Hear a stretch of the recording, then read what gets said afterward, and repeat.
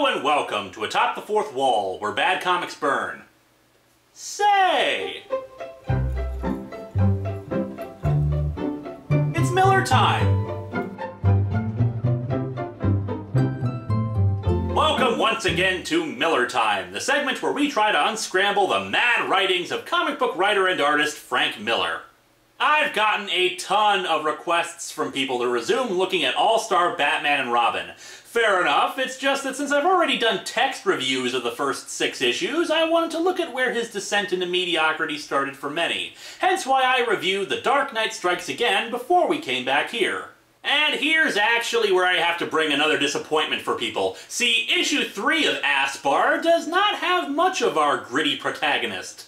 Fortunately, issue 4 will more than make up for it, but I guess I should get people caught up. All-Star Batman and Robin is the tale of a psychotic, deranged Batman who kidnaps Dick Grayson, age 12, after his parents are brutally murdered at long distance by a handgun. Vicky Vale talked in her underwear for a while before getting into a car crash, and then Batman asked Dick Grayson, age 12, if he was retarded or something. Wonderful. Hence why it's perfectly clear that the cop-killing, ableist language-spewing man before us is actually a drunken hobo who has somehow knocked Batman out and stolen all of his gadgets. I call him Steve. So let's dig into All-Star Batman and Robin number 3 and number 4, and boy, this is not gonna be fun.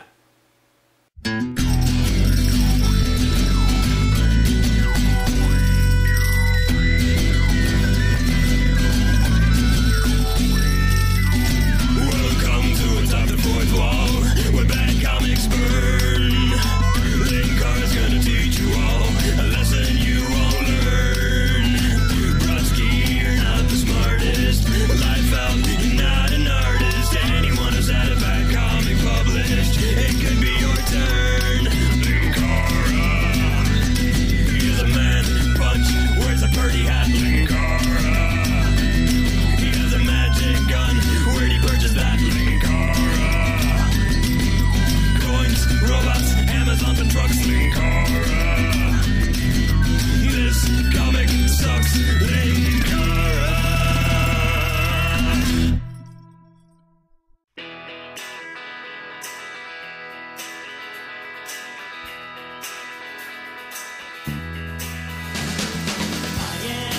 Since I'm reading from the trade, we once again ignore the covers, though if you're interested in what I had to say about them, you can check my blog for the original reviews.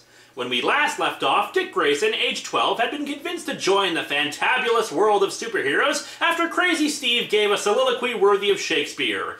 If Shakespeare had been a murderous pedophile whose plays had been performed not before the Queen of England, but the Queen's Bar and Grill down the road. So, of course, one would think we'd be returning to that, right?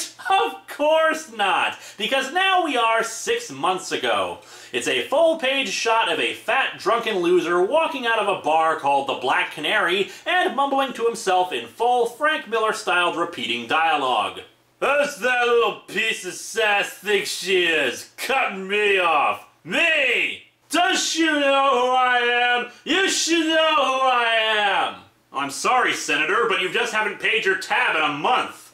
Here are the first words of the comic. A rotten joint. It sits there like something that came out of the back end of a horse. Which is precisely where this script came from, too. 2 figures emerge from off-panel talking about the place. You're not gonna believe this, dipstick. You're not gonna believe your eyes. It better be fine, Dorothy. She better be fine. What, haven't you heard of the Wizard of Oz book, Dorothy and the Prostitute Village of Oz? We've been riding since midnight and my shorts are crawling up my backside. Ew? The narration box lets us know.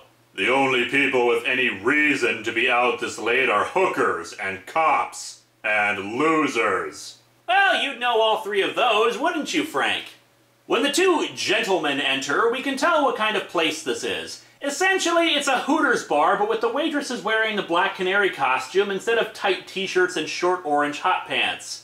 That's right, Frank has reduced a legacy character like the Black Canary, known as an eternal ass-kicker, extraordinarily competent superhero, and one of the stars of Gail Simone's series Birds of Prey, into a bartender at Hooters. Now, of course, there is nothing wrong with Hooters or the people who work there. I'm just saying Frank Miller has reduced an awesome superheroine into eye candy. And, of course, the dialogue shows that she's getting hit on from all sides along with normal drink orders. Surprisingly, there are even a few women at the bar who seem to be getting drinks, but knowing Frank, they're probably hitting on Black Canary too. Humorously, as Frank continues to talk about the people who are out this late, he brings up Black Canary herself along with a cartoon image of a stick of dynamite. This particular bartender's fuse is getting shorter by the moment. She's not the only one. We get a full shot of who I can only presume is Dinah Lance, given the costume, and she asks the two morons what their order is amidst all the flirtations of the other people at the bar. The narration doesn't help. Maybe she's having a bad night, or maybe it's something somebody said, or maybe it's something someone's about to say. Something in her gut is just aching to break out. Something unpleasant. Oh god, she's got a chest-buster alien! Run for your lives! The two losers push aside other people at the bar and ask for some drinks, and then, in some censored scribbles, ask Dinah to do something that I'm sure is sexual in nature. In a legitimately funny moment, Dinah responds with, "As for that other service you gents requested of me, I'll leave it to you boys to provide for each other." Zing.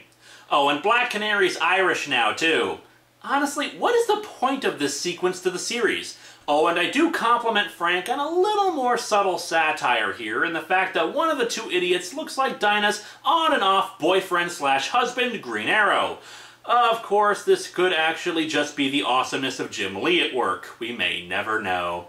And yeah, I could comment on all of the narration, because there's plenty to make fun of, but if we did that, this episode would be the length of all 3 Lord of the Rings movies uncut, and feature several essays and notes on how stupid everything here is! All I will comment on is this. In a bar with this kind of environment and the potential for something to happen, there's no bouncer nearby to keep things in line. Anyway, the other moron reaches over and grabs Black Canary's ass, and as such you can pretty much figure out what happens next. Yeah, the cartoon dynamite fuse runs out and Dinah does an aerial kick to both of the morons. Wait, huh? Okay, nothing of what we've seen so far of Black Canary indicates that she has the training to pull off a move like that. In fact, the dialogue says she left Monaghan and her mother, brothers, and sisters to come here. There's no trace of the normal Dinah Lance we know and love, the one who was trained by Wildcat and the Justice Society of America against her mother's wishes to become the next Black Canary. How can she do this? If she's just some regular Irish woman who came over, how the hell can she pull off this kind of martial arts crap? Do the Irish have secret ninja powers that they haven't told anybody about? Anyway, Dinah continues to go nuts as she attacks some random patron in the bar and performs another unbelievable move by doing a flip across the room and over several people and landing gracefully, on high heels no less. And all throughout her sudden freak out, Frank Miller subjects us to all the names Black Canary gets called on the job from the previous page, only now on the narration boxes. And for some reason, Hot Mama is used 3 times. Once more, I have to compliment Jim Lee's pencil, since we see Black Canary standing with her arms crossed, combining sexy and strong as she smiles at the bar patrons and announces, "It isn't near closing time, gents."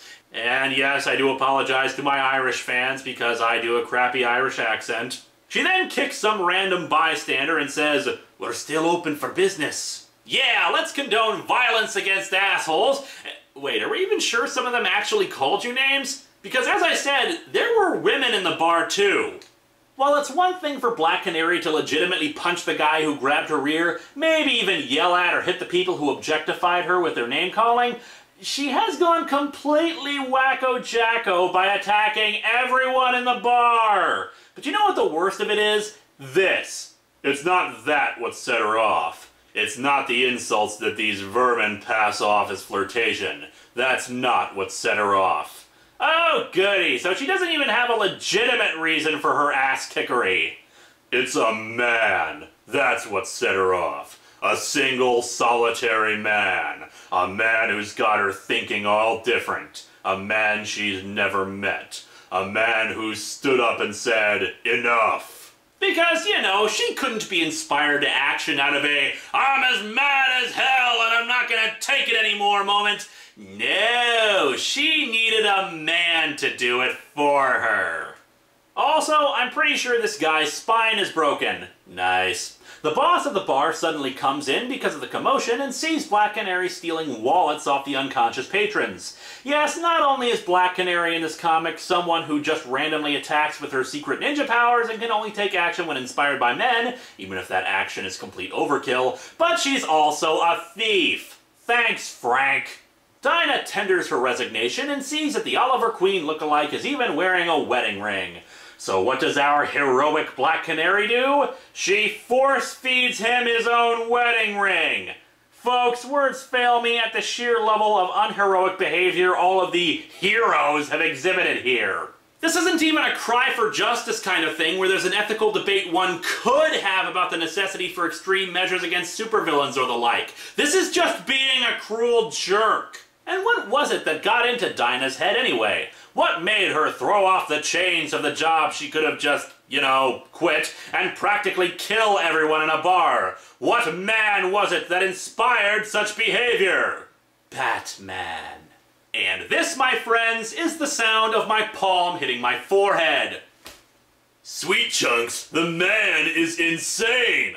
What did you just call me? Don't call me babe. So, splash page of Guy getting thrown out a window, and then splash page of Dinah stealing a motorcycle that belonged to one of the bar patrons. Frank helpfully informs us that it is a roaring lion between her legs.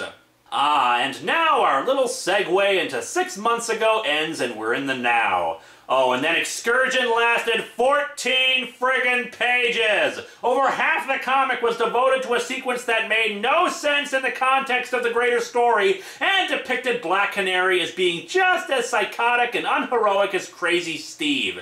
This is supposed to be All-Star Batman and Robin, Frank. When we want All-Star Black Canary, we'll call Gail Simone. In any case, we finally return to the Flying Batmobile, where Steve's ever-deranged narrative boxes give us a keen insight into the Dark Knight detective's mind.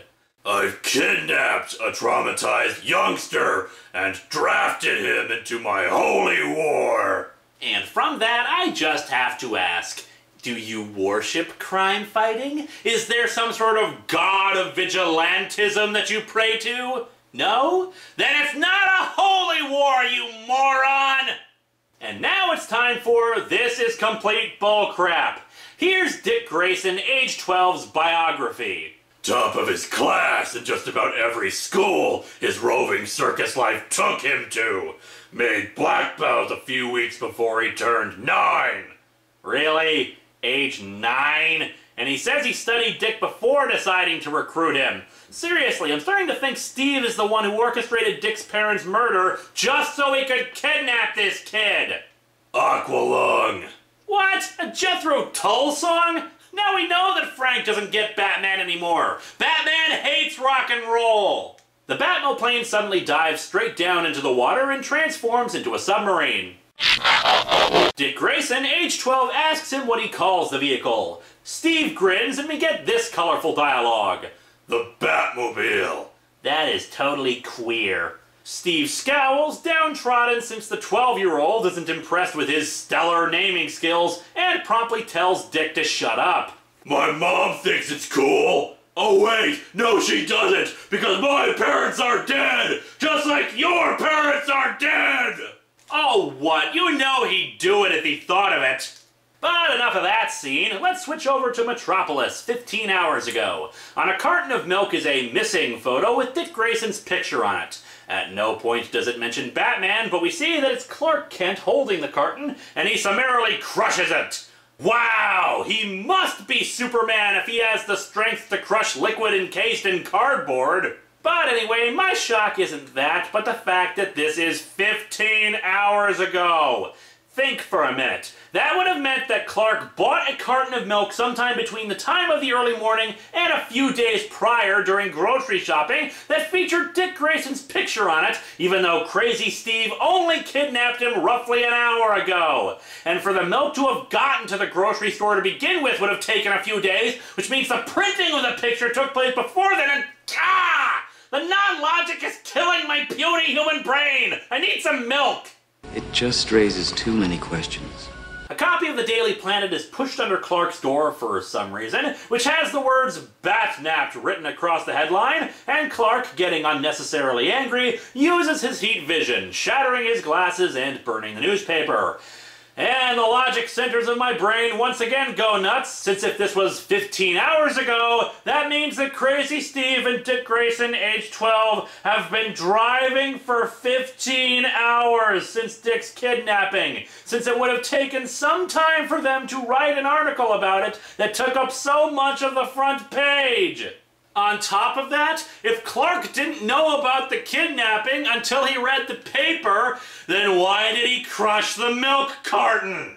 I can't even begin to think how this is supposed to make sense unless the criminals that were responsible for this had so much pull in Gotham and Metropolis as to manipulate policemen, newspapers, and milk companies to report about a kidnapping that had occurred before it ever happened. It's especially odd since they had planned on killing Dick for some unknown reason. The only other explanation is that Steve and Dick have been driving around for hours, which would explain why Dick went from "I'll be brave" to "that is totally queer," but it makes my feeble brain even more confused. Okay, let's move on with the story.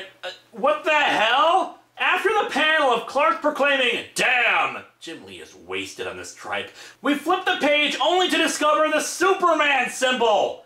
What is even the hell? 14 pages of Black Canary, 2 pages of Clark Kent, and only 4 pages of Steve? Admittedly, this means less of the bizarre hobo that calls itself Batman, but still, did Frank even understand what it was he was supposed to be writing?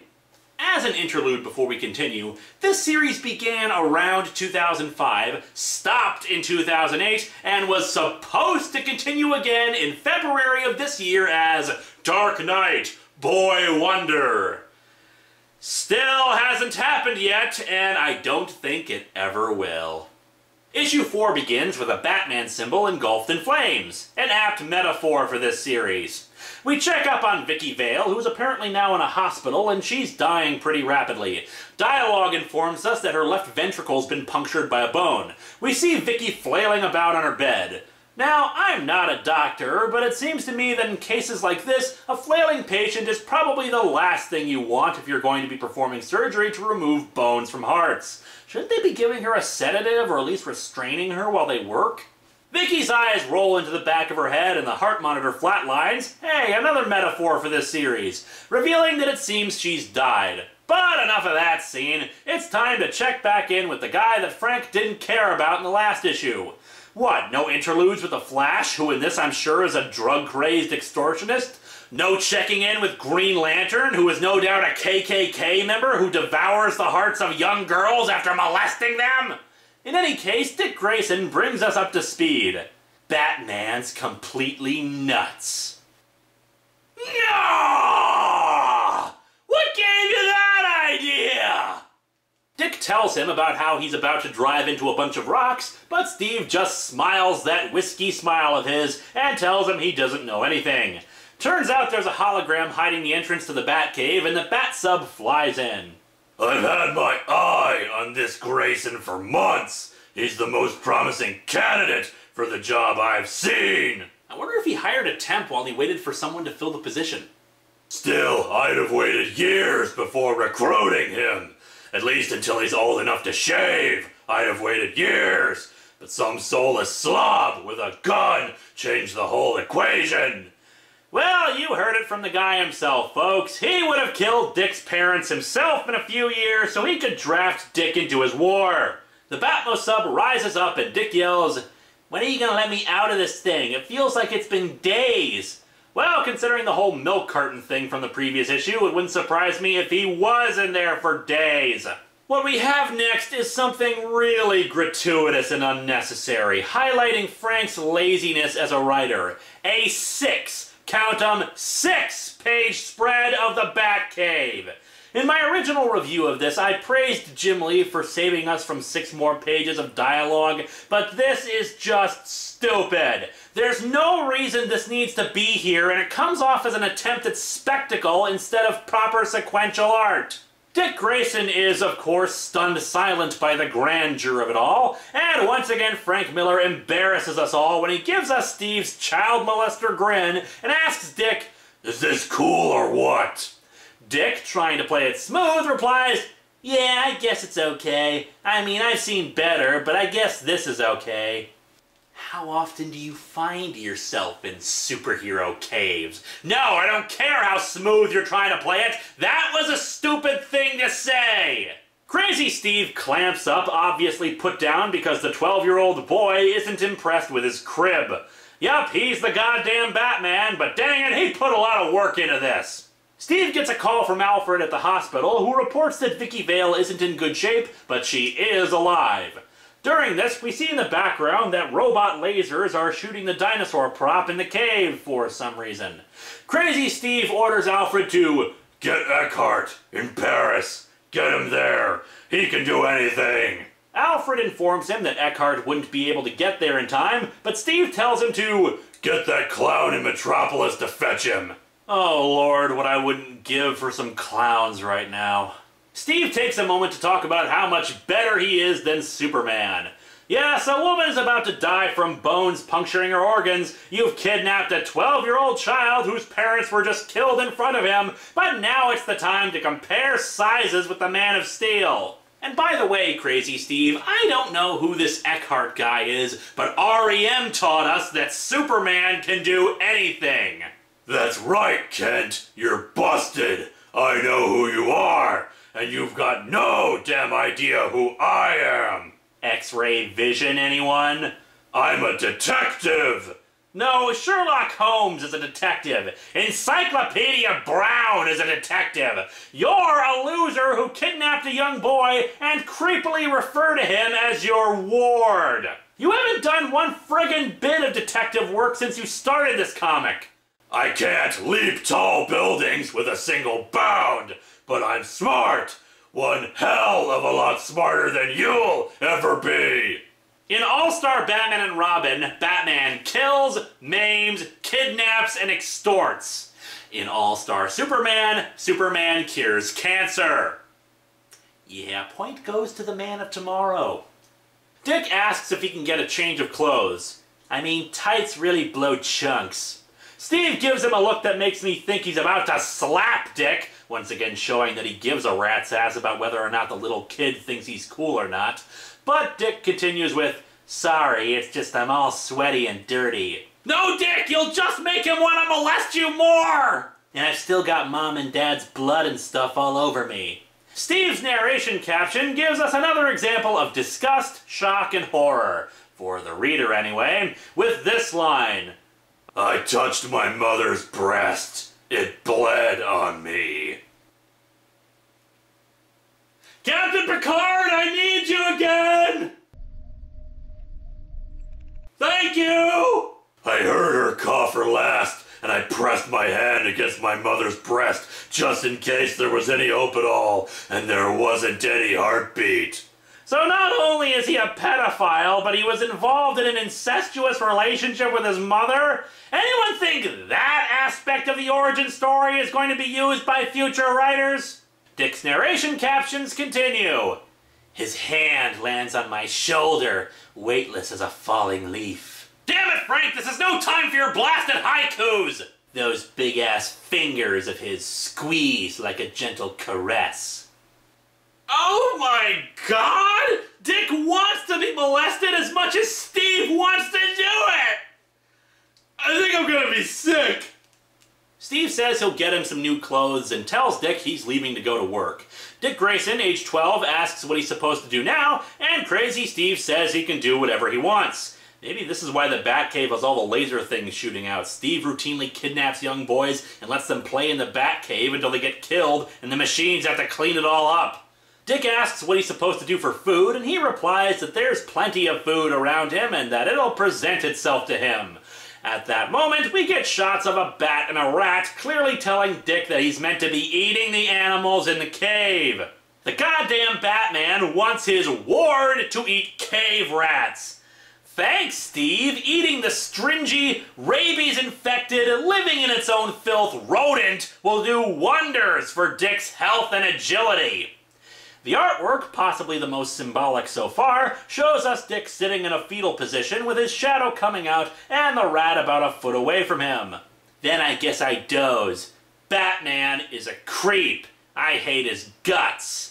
Personally, I don't like his personality, but I guess any part of him is really unlikable. We switch back briefly to Superman as he, for some unknown reason, is now carrying the car across the water as he continues to run across it. He also gives off his trademark catchphrase of, "Damn!" And scene. Brilliant. We really needed to see that. We switch over to a confusing shot of Steve punching a police officer in the company of who I presume to be a prostitute. Yes, all of 4 women have been shown in this series. The first was Vicky Vale, who we've seen to be obsessed with superhero penises and is now dying. The second was Dick Grayson's mom, who was murdered. The third was an Irish ninja who beat up an entire bar full of people and stole a bunch of stuff. And now the fourth is just some background prostitute. Make your own conclusions. Anywho, Crazy Steve is punching this guy and proclaims for no logical reason, "Ha!" Followed up by, "So what's the story on Jocko Boy, officer?" Who is this guy? Who's Jocko Boy? What is happening? The officer responds that the whole thing is rigged. He walks tomorrow. Lack of evidence. That's all I know. Steve says, "Thanks," and we see a crunch sound effect while his arm is extending down off the panel, leading me to conclude that he just crushed a human skull with his own hands. Dick wakes up to discover he's now in pajamas. Oh god, Alfred's just as sick as Steve, and discovers a tray of food nearby. He gobbles it up happily and thinks that there must be somebody nice around here. Yeah, somebody nice who had no problem stripping you naked while you slept. I feel dirty just having to read this stuff. Crazy Steve assaults Alfred, slamming him against the cave wall and yelling, "What the hell do you think you're doing, Alfred?" And if you had any lingering doubts about this not being Batman, this scene should clinch it. Batman has gotten angry at Alfred before in moments of sudden emotion, but nothing like this. Knocking Alfred around, the man who raised him as a surrogate father because he showed some compassion to a little kid? This comic can go straight to hell. Alfred says that he won't allow Dick to eat rats, and Steve says that he himself was reduced to it? At what point in Batman's training around the world did he ever get sent into a cave and was forced to eat a whole bunch of rats to survive? I think we might have missed that issue. Alfred proclaims proudly that he is not Steve's slave and will do what he wants. And so our comic ends with Steve walking away grumbling, with the narration boxes saying, "Alfred just told me to take a flying leap." I thought he said he wasn't your slave. Were you under the impression that he was?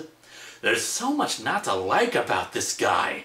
This little brat is going to ruin everything.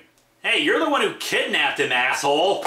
These comics are horrible. The only joy you could possibly have is in laughing at how atrocious they are. How this ever made it past the editors, I may never know.